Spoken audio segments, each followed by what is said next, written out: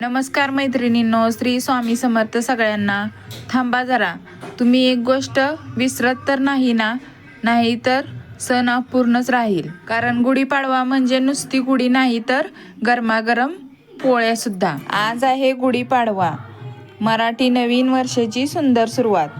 आजच्या दिवशी सगळ्यात खास काय तर आपल्या घरात बनवलेली गरमागरम पोळी, आणि ती पण तुपासोबत खाल्ली.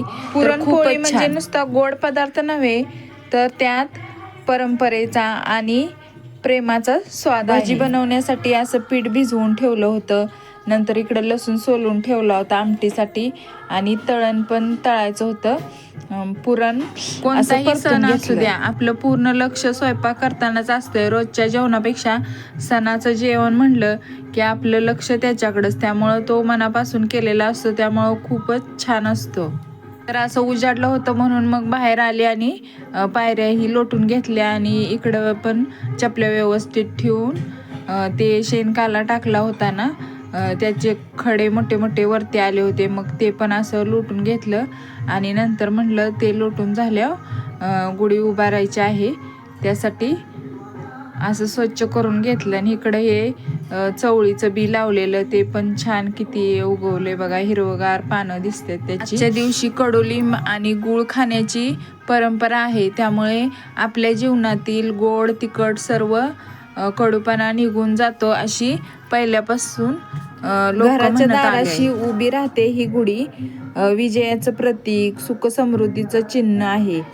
साखरगाठी, कडुलिंबाची पाने, नंतर पांढरी चाफ्याची फुलाची माळ आणि रेशमी वस्त्रांनी सजलेली ही गुढी आपल्या संस्कृतीची ओळख सांगते. ही गुढी म्हणजे एक फक्त परंपरा नाही, तर आपल्या पूर्वजांनी दिलेला अभिमान आहे. काल आबाळ आल्यामुळं ब्लँकेट काय वाळले नव्हते, म्हणून मग माझं चाललं होतं हे ब्लँकेट उन्हात टाकायचं, कारण दुपारच्या पुढं तर आबाळच येतंय, पावसाचं वातावरण होतंय. म्हणून माडीचं घर असल्यामुळे अशी उंचच गुढी उभी करावी लागली, त्यामुळं मग असं आबा वरती चढलं होतं माडीच्या दरवाजापाशी, आणि त्यांनी तिथून वाऱ्यानं हलू नये म्हणून बांधून घेतली. आणि नंतर मी अशी मग रांगोळी पण काढली. रांगोळी काढून झाल्यानंतर म्हटलं आता पुरणपोळ्याच बनवायच्या राहिलेत, त्या बनवून घ्याव्या. तर मन्या हा गेलाय साडीच्या आत, त्याला बाहेर काय येताच येत नव्हतं, त्याची चालली होती धडपड.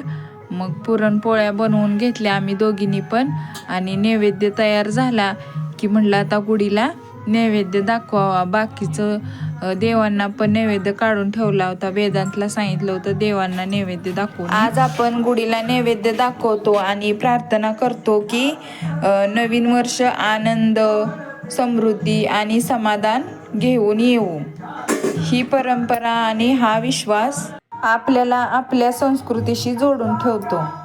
तर असं गुढीला थोडंसं पाणी लावून, हळदी कुंकू गुलाल लावून गुढीला नैवेद्य दाखवला, गुढीच्या पाया पडले, आणि नंतर तुळशीला पाणी घालून तुळशीला पण नैवेद्य दाखवणार. आणि नंतर जुनं घर आहे तिकडं पण आम्ही गुढी दरवर्षी गुढी उभी करतो, तिथं पण नैवेद्य दाखवण्यासाठी जाणार आहे. तर असा होता माझा आजचा दिवस. व्हिडिओ आवडला असेल तर व्हिडिओला नक्की लाईक करा. चॅनलवर जर नवीन असाल तर चॅनलला सबस्क्राईब करायला विसरू नका.